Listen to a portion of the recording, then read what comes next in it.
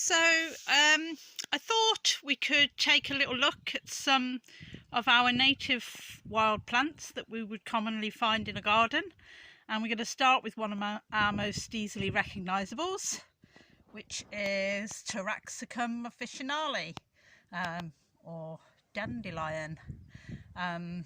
Dandelion from Dandelion, which is lion's tooth.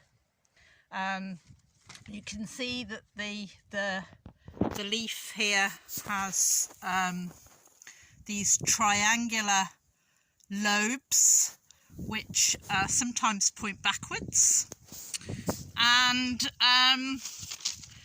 they're bitter. It's a bitter plant. There are about 250-ish different subspecies of dandelion, and as well as reproducing sexually, sometimes does to create hybrids. Mostly it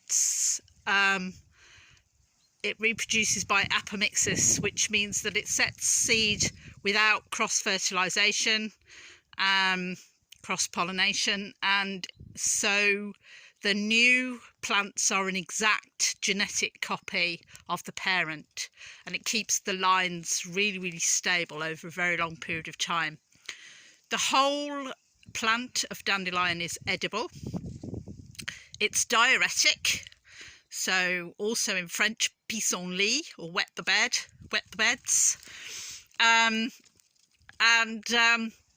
So it can help with sort of water retention, bloating. It increases your urine output basically, so can be useful for lowering blood pressure and that kind of thing. The one useful thing to note is that it doesn't deplete potassium like allopathic diuretics tend to, so it can be useful from that point of view. The root of this plant is a long yellowish taproot, sometimes can extend down as far as 15 feet. And it brings up nutrients from deep down and makes them accessible to other plants that you might have growing in the garden. It's a soil indicator of good potassium levels. The plant contains quite high levels of potassium. And the root system can be quite widespread as well, so it can help to prevent soil erosion. So then from the root coming up into the stem, you have the basal rosette of leaves, which means that the leaves form a sort of crown radiating outwards from the ground, with these toothy, jaggy leaves that everybody knows so well. And then you get a single stem. Some more here with the stems. These ones are just sort of going to bed and some haven't opened yet. So a single stem, which is kind of supple and malleable, with one flower head on the top. And then the whole plant has, I don't know if you can see that. I'll trying to do the camera, and there you can see the white sap, the latex substance, when you break the stem. You can do some quite good experiments with that actually with the kids.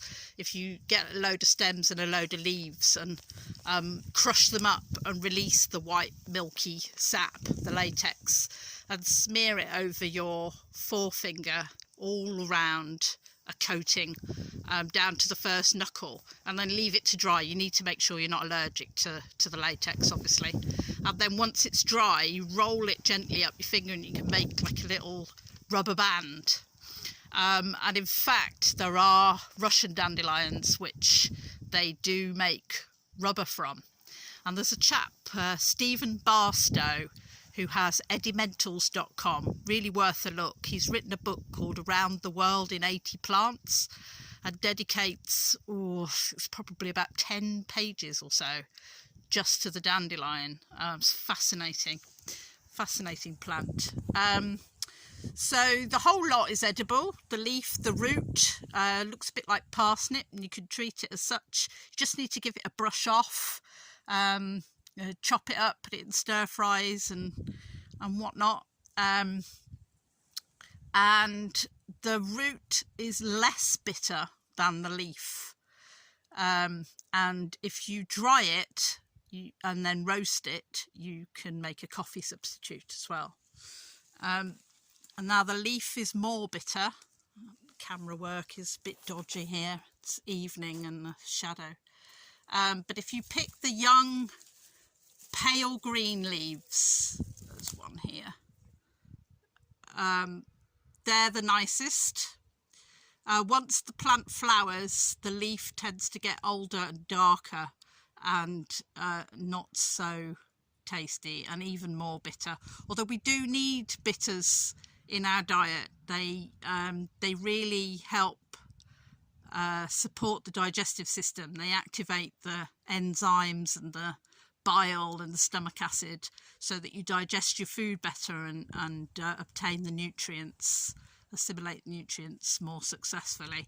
And most of us have a diet deficient in bitters, so I really suggest you include a few dandelion leaves in your salads. You can cook them as well. I don't tend to bother with that, but it is possible to cook them up. And they're very high in vitamins A, C, E, K, folate as well, magnesium, potassium, iron. So they're a really good nutritious boost. Then the flower heads can also be eaten. You can pull the petals off, put them into a salad, or you can make a batter and then you dip the head in the batter and then fry those up. You do want to try and remove as much of the green from the base of the flower head as you can, so that will increase the bitterness if you leave that on. The other thing you could do with dandelion heads is loosely fill a jam jar, cover them with oil. Any oil will do. If you want to make a superior product, obviously you need a really high quality oil, but you can use your sunflower oil if that's what you've got. Make sure all of the dandelion heads are completely submerged in the oil. Lid it, put it on your windowsill for sort of 4 days or so. Remember to shake it every now and again. Keep checking that the dandelion heads are still submerged in the oil. Top it up if you need to. And then stick it in a cupboard for about 4 weeks or so. Again, shake it when you remember. And then strain it off, label it, put a date on it. It should keep for about a year. And you can use that as a rubbing oil when you've come in from the garden and you've got sore, achy muscles. That's great for chapped skin as well, a dry skin too. Now the heads of the dandelion are actually made up to about 100 florets on each dandelion head, and each one of those contains loads of nectar and pollen, which is why it's so loved by the bees, an early food source for bees, why there's so much encouragement to leave them. But not just bees. Beetles love it, hoverflies and butterflies, particularly the peacock butterfly. So it's handy for that as well. And then after a couple of days, it goes to seed, and you get this lovely clock of seeds. And you can see that there we go. It's carried by the wind, so it's wind dispersal. And there you've got the seed, and then you've got the calyx tissue on the top of each seed, which is that feathery bit which carries it away. And the cypsellas there are the little brown seed heads, and that will disperse and go and start again somewhere else. So yeah, the whole thing is edible, and it's really useful for the wildlife, and it aerates your soil, helps prevent erosion and brings up nutrients from the ground. So yeah, we need to love our native wildflowers and definitely leave them. If you've got them in a lawn, if you still have a lawn and you've got dandelions in the lawn, leave off your mowing until your flush of dandelions has flowered, and then give it a mow. So it's probably sort of mid to the end of April, really. So yeah, I'm going to do a series of these on other wildflowers. No such thing as a weed, people, no such thing as a weed, not even a plant in the wrong place, which I hear quite often. Love those wildflowers.